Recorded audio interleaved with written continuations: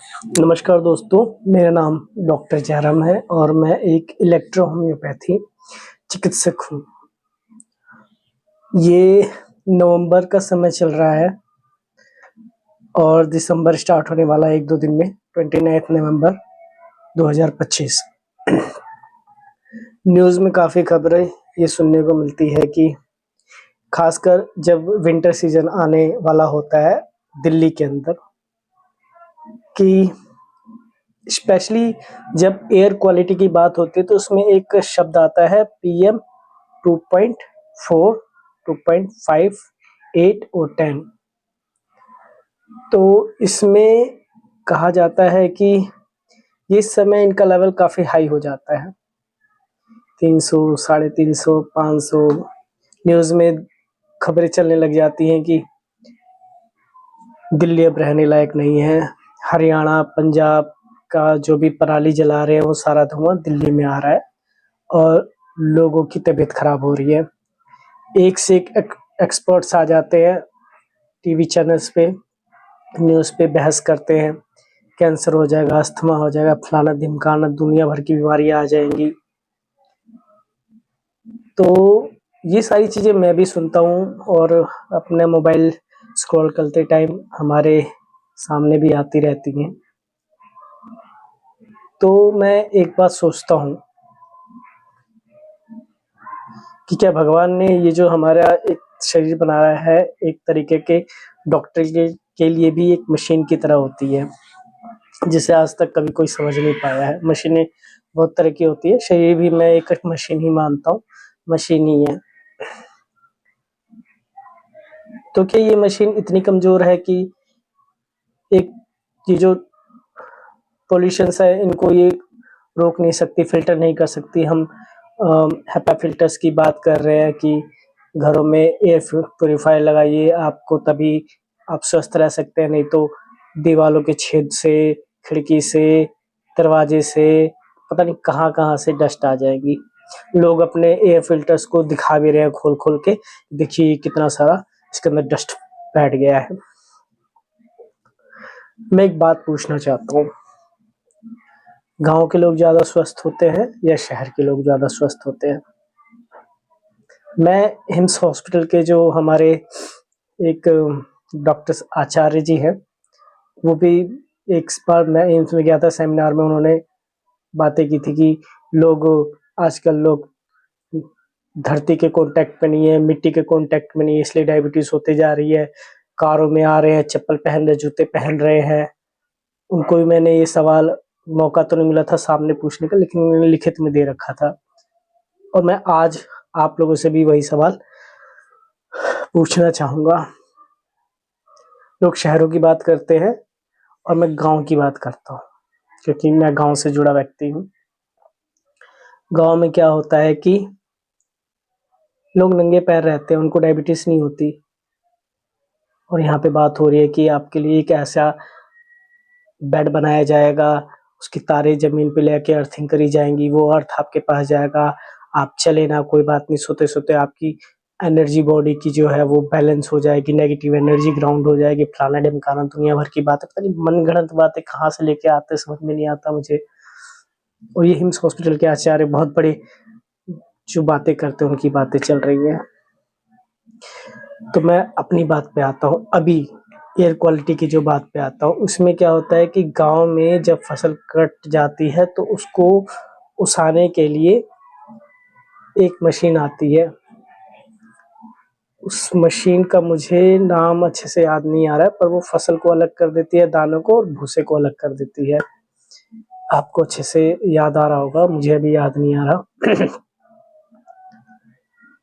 तो उस वक़्त जो वो इतना पॉल्यूशन होता है, उस टाइम इतना सारा धुआँ निकलता है, मुझे भी मौका मिला है वो 2-4 बार करने का। मैंने देखा है काफ़ी तेज़ी से करना पड़ता है उसको, क्योंकि वो घंटे के हिसाब से पैसे लेते हैं। तो उसमें बहुत सारा धुआँ निकलता है, हम मुँह अपने नाक-वाक से बाँध लेते हैं। उस दौरान लगभग वो 20, 21, 15 दिन जो भी महीने में वो पूरा गाँव आस-पास का जो अनाज और भूसे को अलग करते हैं, तो जो उसका पार्टिकल्स होते हैं, छोटे-छोटे पार्टिकल्स, वो एयर में मिल जाते हैं, ठीक है। लेकिन वहाँ के लोगों को कभी कोई प्रॉब्लम नहीं आती, ना एलर्जी होती है, ना अस्थमा होता है, ना ये जो भी आपको ब्रोंकाइटिस से related inflammation, swelling and other types of mucus, yellow mucus, thick mucus, extra block हो जाते हैं हमारे, कंजेशन, चेस्ट कंजेशन, बहुत सारी चीज़ें हैं ये होती है, वो कुछ नहीं होती उनको। इसके अलावा जब खेत बनाए जाते हैं खेती करने के लिए, तो भी खेत जोता जाता है तो उसमें भी डस्ट पार्टिकल्स निकलते हैं, तो भी कुछ नहीं होता। चलिए मैं एक और आ जाता हूँ कि अब तो गैस है आ गई है, लेकिन अभी भी बहुत सारी जो महिलाएं हैं वो उनके खेतों में जो पेड़ वेड़ होते हैं, जिनका पेड़ होगा, हमारे तो है बांस वांस है, वो ले आके अपने घर में चूल्हा या गाय वाय है तो वो भी भूसे से भी वो जब जलाती है तो धुआं निकलता है, तो भी उनको कोई प्रॉब्लम नहीं।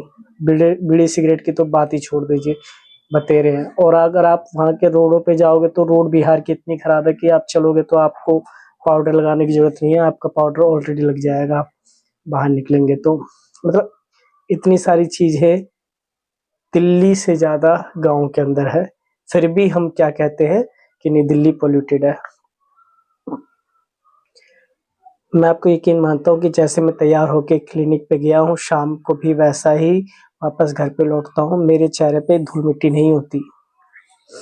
लेकिन यदि मैं गांव में चला जाऊं बाइक से किसी रोड पे, या एक गांव से दूसरे गांव 1-2 किलोमीटर जो भी अंतर है, या किसी के पास के बजाय 4-5 किलोमीटर आने जाना कर लो, तो पूरे मुरे मुंह में ये डस्ट आ जाते हैं।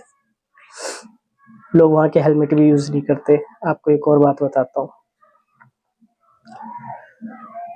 तो मैं इसी मुद्दे पे आ रहा हूँ कि हमारा शरीर जो है वो इतना, मतलब हमारा जो बॉडी है उसके अंदर फिल्टर नाम की चीज नहीं है। आप भूल जाइए, हमारे शरीर में इतने सारे फिल्टर्स हैं, इतने सारे फिल्टर्स हैं, अगर एक एक फिल्टर का नाम भी लिया जाए तो सुबह से शाम हो जाएगी। एक्सपर्ट्स इसके बारे में अच्छे से जानते होंगे। सांस अंदर जाती है, पहले फिल्टर लगा हुआ है नाक के छोटे छोटे बाल, फिर म्यूकस मेम्ब्रेन है, फिर उसके आगे जाके और भी पतली लाइनें हो जाती है, उनका जो म्यूकस मेम्ब्रेन है।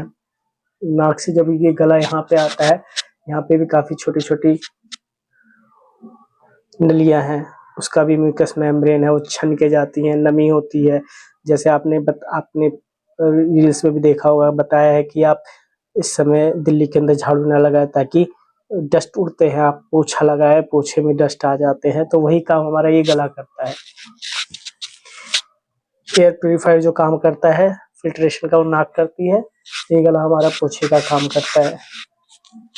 और उसके बाद जब ये अलग हमारी बॉडी के अंदर जाते हैं, ब्रोंकाइटिस के अंदर, पतली नलियों के अंदर जब फैलता है, ऑक्सीजन और कार्बन डाइऑक्साइड अलग होती है, तब भी वहाँ पे भी ऐसे बहुत सारे हमारे जो म्यूकस है जो हम निकालते हैं, जिसको हम कहते हैं कि बलगम आ रहा है, सफेद बलगम आ रहा है, पीला बलगम आ रहा है, वो सब इसके अंदर चिपक जाते हैं, ठीक है। वो फिर बॉडी से निकल के ब्लड में जाएगा, उसके बाद किडनी है, हमारा लीवर है, 1000 चीजें हमारी बॉडी में छानने के लिए। तो आपको परेशान होने की जरूरत नहीं है, आपको कोई कैंसर नहीं होने वाला, कोई बड़ी बीमारी नहीं होने वाली, कोई दमा अस्थमा कुछ नहीं होने वाला। दमा अस्थमा की तो बात ऐसी है कि आप 1000 चीजें और भी खाते हैं, आपका लाइफ स्टाइल भी बेकार है, बीड़ी सिगरेट दारू दुनिया भर की चल रही है, ठीक है, तो वो भी कारण हो सकता है। और एयर क्वालिटी को लेके जो हल्ला बोल मचाया गया है वो ये सब नहीं है। चलिए मैं इलेक्ट्रोहोम्योपैथी हूँ, तो जब डॉक्टर अगर बात करता है तो मेडिसिन की ना बात करे तो फिर ये अधूरी रह जाती है, तो मैं मेडिसिन की बात करता हूँ। ऐसी कौन सी मेडिसिन है जो प्रिवेंटिव तौर पे कि हमें मिल जाए, हमारा जो डर है, मन का डर है, जो भी XYZ है वो हमारा निकल जाए, हमारी बॉडी डिटॉक्सिफाई हो जाए, तो मैं उस मेडिसिन का नाम बताता हूँ। अगर वो मेडिसिन आपने ली, वो चाहे PM पार्टिकल XYZ कोई भी हो, एयर पॉल्यूटेड कैसा भी हो, नाक के द्वारा गया हो, पेट के द्वारा गया हो, खाने के द्वारा गया हो, कोल्ड ड्रिंक के द्वारा गया हो, जैसे मर्जी गया हो, वो पूरी बॉडी से चुन चुन के उस टॉक्सिक को, उस पार्टिकल को बाहर निकालने का काम करती है। इस मेडिसिन का नाम है S1, जिसको यूनिवर्सल मेडिसिन भी कहा जाता है। अगर वो पेट में गई है तो दस्त आ जाएगा, अगर वो अपना ब्लड में मिल गई है तो यूरिन के द्वारा आ जाएगा बाहर। यदि वो सेल्स की तरफ चली गई है तो आपका जो भी पसीना आता है श्वेत ग्रंथि उससे बाहर आ जाएगा। नहीं आ पाया तो थोड़े फुंसी पिंपल्स ये सब निकलना स्टार्ट हो जाएंगे। इस चीज को ध्यान रखिएगा, वो भी एक तरीका है हमारी बॉडी में से टॉक्सिन्स को बाहर निकालने का। उससे भी काम नहीं बना तो आपको फीवर चढ़ जाएगा, ठीक है। अगर उसके बाद भी बॉडी के अलग अलग पार्ट्स में अगर वो चिपकी हुई है तो हमारी जो म्यूकस मेम्ब्रेन्स होती हैं या लाइनिंग्स होती हैं, जो भी हमारी टिश्यू वॉल्स की, उनके अंदर चिपक के वो बलगम की तरह खांसी के द्वारा जैसे मर्जी वो बाहर आना ही आना है, क्योंकि वो पकड़ पकड़ के कहीं जहाँ पे भी जो चीजें बैठी हुई होती हैं, चाहे वो बड़ी जगह पे बैठी हो प्राइम मिनिस्टर की जगह पे, वो छोटे छोटे जो जो ये जो चोर चक्के टाइप के होते हैं छुप छुप के बैठे रहते हैं, गजेड़ी नशेड़ी कोने कोने में, उन लोगों को भी निकाल निकाल के टॉक्सिन्स को आपकी बॉडी से बाहर निकालेगी। जैसे कि इस टाइम अपने बांग्लादेश के लोग भाग रहे हैं इंडिया छोड़ छोड़ के, वैसे ही वो लोग भी भागेंगे। तो आशा करता हूँ कि आपको मेरी ये बात समझ में आई हो। इसी शब्दों के साथ विराम चाहूँगा। जय हिंद, जय भारत।